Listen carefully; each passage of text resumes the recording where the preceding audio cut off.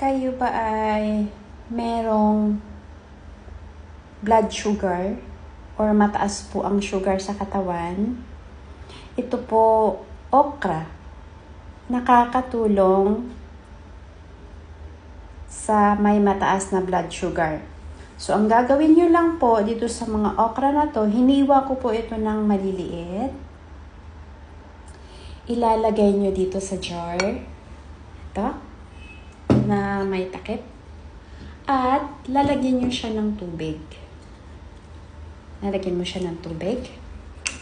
Pupunuin mo siya. So, ilalagay natin.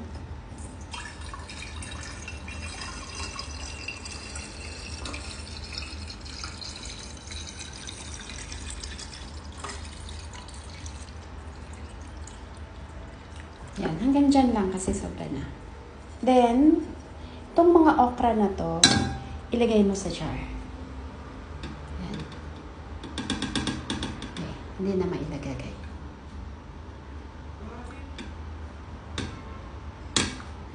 Kumain ko na lang. Tapos, pabayaan mo siyang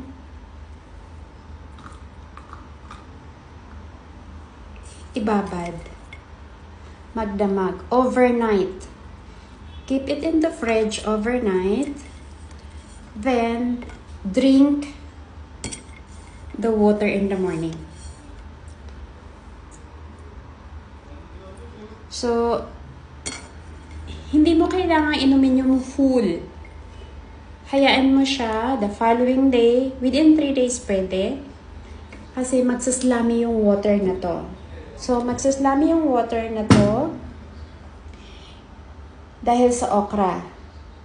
So, magiging malapot yung water. It's very good for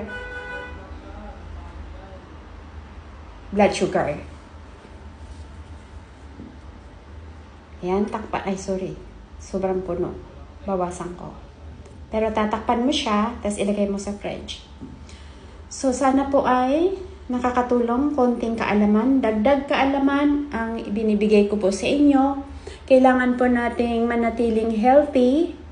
Hindi po madali maging healthy, pero kailangan po ang disiplina sa katawan. We need our discipline. You have to drink it every morning and evening. Slamy water for okra.